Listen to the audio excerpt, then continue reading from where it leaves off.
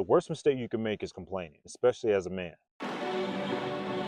The worst mistake you can make is complaining, especially as a man. When you spend a lot of time and energy on complaining, you're literally taking away your ability to find a solution. That all that energy you spent complaining could have been invested into finding a solution. Complaining only amplifies the problem. It makes things bigger than what it really is. It runs deeper into just picking and choosing your battles. You just got to get better at finding solutions. See, when you become solution oriented, it makes it easy for you to pick things apart, dissect things, and find a solution. You see the other side of the coin. Take that energy back and reinvest it into finding a solution. Start thinking about, okay, this is going on right now. Now, what can I do to fix it? When you shift that mindset, when you shift that energy into something productive, that you can make changes in your life that you never thought were possible. And it is going to be a sustained period of being uncomfortable, but that's just the way life is. Anything worth having, it's only attainable when you have to go through some phase of struggle. When you become a solution-oriented person, you have forward thinking. Let's say you're running late to work, right? You already know that you're going to be late.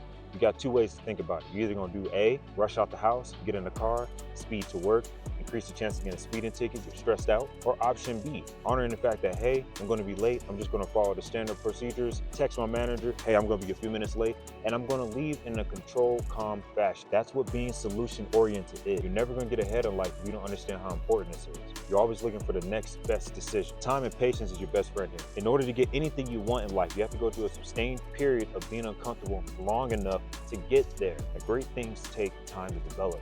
Rome wasn't built in a day. You know how you build a brick house? By laying it one brick at a time. And that's how your goals are. That's how you make change in your life. Doing the 1%.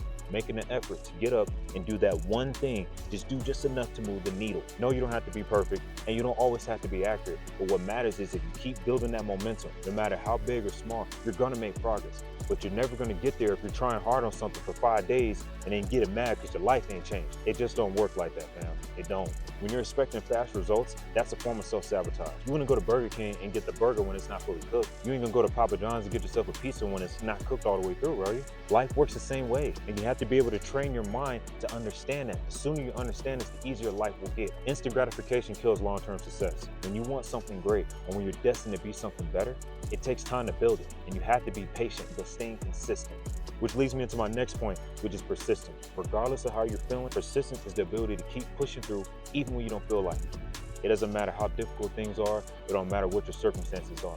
If you don't know how to be consistent when you don't feel like it, life is only going to get harder. You're going to wake up, getting mad, pissed off about the same things every single day, and nothing's going to change because you're giving up too easily, man.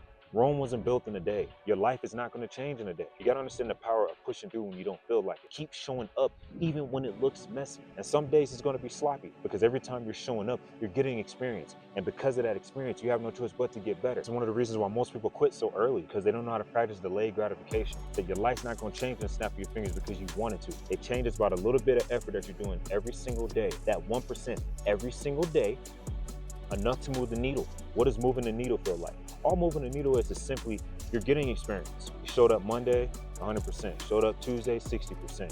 Showed up Wednesday, 100%. Showed up Thursday, 20%.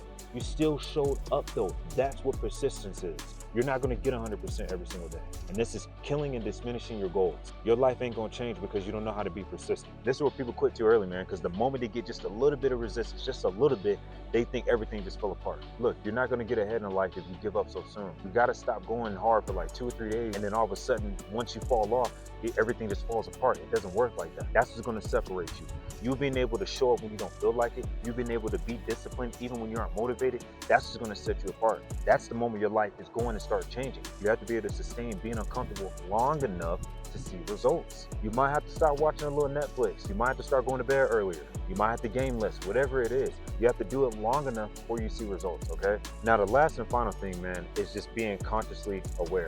You need to be aware of your thoughts, how you think, and how you speak at all times. Now, I'm not talking about obsessing over it. What I'm talking about is consciously being aware that the moment a negative thought comes up, you need to counter it. You need to flip it into a positive or become neutral. You know, I don't feel like going to work today, but I'm thankful I got a job. I didn't feel like getting out of bed, but shit, at least I have a bed to lay my head in. You got to be able to be conscious of the negativity when it pops up. That old identity is always going to bring back the old circulating thought. You're always going to come back to, I feel like my life is always falling apart. It must always me. You're gonna do that why me mentality. You're gonna go through phases of that why me mentality, and that's probably the worst mindset you could have. But you gotta get comfortable with being aware of your thoughts on a day-to-day basis. This is why a lot of people struggle to be successful with changing their life. You have to first start with your mindset. Once you get the mindset locked in, the actions and everything else will follow. But you're never going to make it that far if you keep constantly allowing yourself to slip back into that old identity. Becoming the person that has everything that you want, where your life is different, it all starts with identifying who they are and mimicking the actions and the steps that they do on a day-to-day basis. This isn't all about being positive all the time. It's about being neutral. It's about being consciously aware and do whatever you can to refrain from thinking and being negative. All it is simply turn a negative into a positive, man. You have to be able to reframe it. And you start out small, okay? You don't need to go above and beyond. You don't need to change your life in 24 hours. You need to be able to sustain being uncomfortable for at least a solid 2 weeks and track the progress. Once you do this, once you lock this in, everything else will start working itself out for you. And this journey, man, especially if you're solo doloing, you got to get comfortable with being uncomfortable. Your life ain't gonna change unless you go through those uncomfortable phases. When my dad passed, I still had to show up in areas that I wasn't mentally ready for. That's just what it is. You know, I still had to go to work. I still had to hold my frame for my family. Everybody's gonna hit this phase at one point or not in their life, but you don't wanna wait till life to present it to you.